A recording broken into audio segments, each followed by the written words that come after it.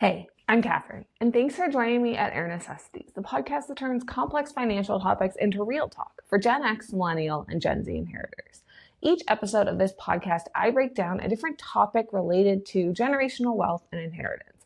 My goal is that you can stop trying to figure out what to do with your money by asking Google or ChatGPT what to do, and come here instead for real talk, real solutions, and real advice that you can start implementing in your life today. On this week's episode, we are diving into one of the biggest myths I hear from future inheritors and from future inheritors' parents, which is honestly terrifying. Specifically, that you don't need to save for retirement if you think you're going to inherit money in the future. This is wrong on so many different levels. And in this episode, I'm going to break down exactly why that is and how you should be thinking about saving for retirement as a potential future inheritor. Before I dive into it, a brief plug. If you have been enjoying Air Necessities, I would be so appreciative if you could take 5 seconds to leave us a 5-star review wherever you listen to podcasts. It's hugely helpful for the show, and it helps me connect with and support more inheritors just like you. How this situation usually comes up is I'll hear from a future inheritor, my parents told me that I'm going to inherit my money and that I'm good. I don't need to worry about the future. I hate this on so many different levels. The first one is that a potential future inheritance is not a promise. It is not a guarantee. Until that money is someplace where it can't be touched by anyone else, whether that's in your account with your name on it or in a trust fund, you cannot assume it is going to be there in your future.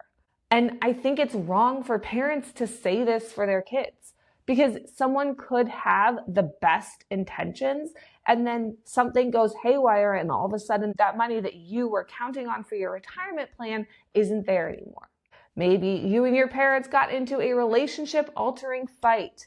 Maybe your parents get scammed out of a whole ton of money. Maybe they decide to give all their money away to charity. Maybe your parents get sick towards the end of your lives and then all of that money is drained by the cost of a long-term memory care facility. In any case, even if you think, or you would say, you're going to inherit millions of dollars in the future, that doesn't mean that you can stop counting on yourself to provide for your own future.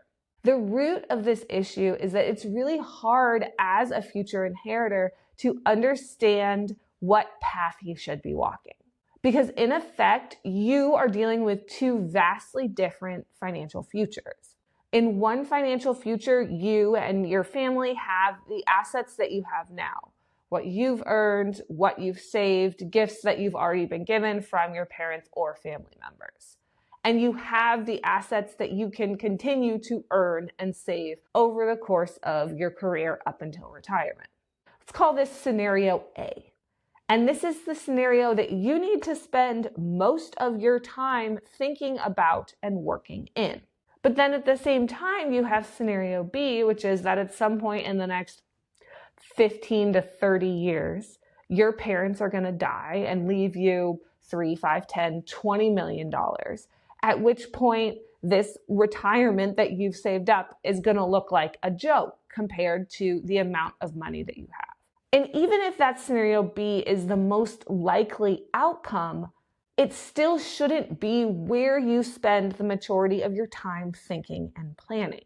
For future inheritors, I always remind you that you can't plan on a future inheritance, but you need to plan for it.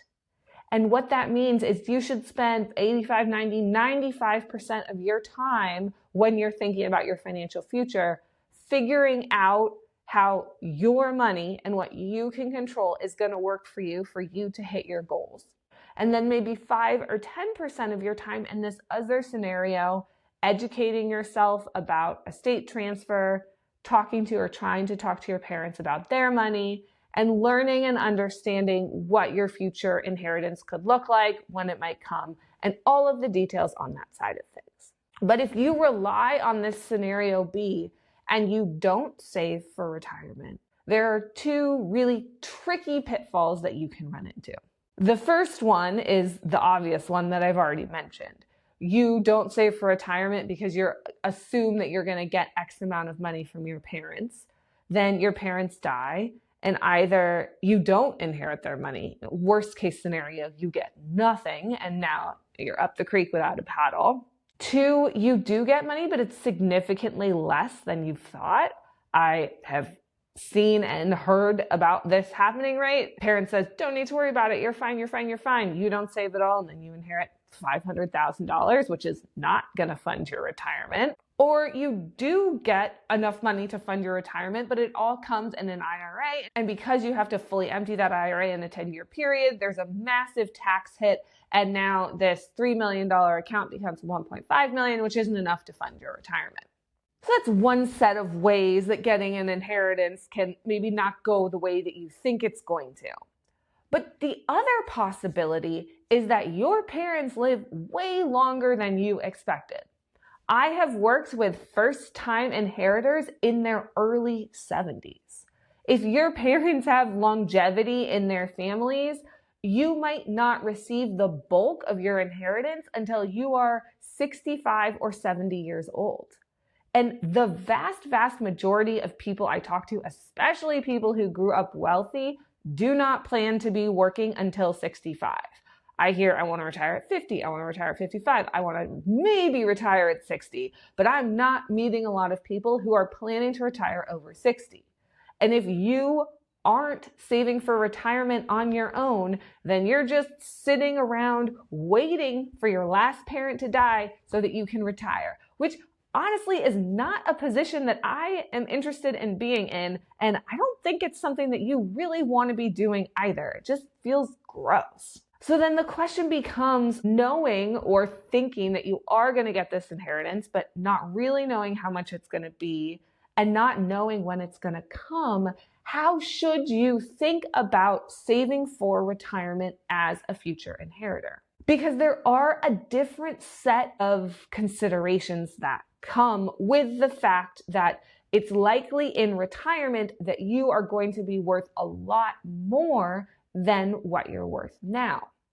And so that introduces a different set of thinking about the tax consequences of how you're saving. For example, future inheritors may want to be more cautious about limiting the amount of money that they put into pre-tax retirement accounts. Even if you're a super high earner right now, it may actually be advantageous to fund Roth accounts if you can, instead of pre-tax accounts. The reason for that is that if you inherit millions of dollars, 5, 10, 20 million plus, in your 60s and 70s, you are going to have a massive income problem. The income problem being you have too much of it and you're paying taxes on all of it. Even if you're really high income earners now, it may make sense for you to be putting more money into a Roth IRA instead of a pre-tax IRA.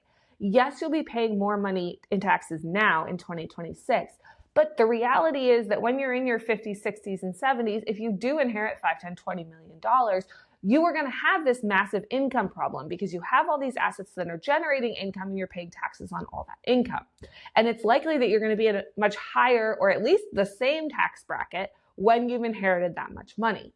So putting more money in Roth accounts, even if it means you're paying more taxes now, can actually be the play to give you more tax flexibility and reduce the amount of taxable income that you're generating after you get your inheritance. This is a great example of planning for an inheritance without planning on one. You're still saving for retirement. You're still working to max out that employer account. You're still working to max out that IRA, but you're doing it in a way that's tax advantaged with the possibility of a future inheritance in mind. And even if you don't inherit or you inherit less than you think you're going to, it's never bad to have a massive Roth IRA. No one has ever whined about that problem. The second thing that you need to think about when you're saving for retirement as a future inheritor is potentially increasing the amount of flexibility you have by saving more into a taxable brokerage account. This is highly dependent on the character of assets that you think you're going to inherit. But for example, if one of your parents worked at a publicly traded company and the majority of their assets are in retirement accounts, in a 401k, in an IRA, whatever it is, it could be significantly more beneficial for you to have money in a taxable brokerage account as opposed to an IRA or a 401k account.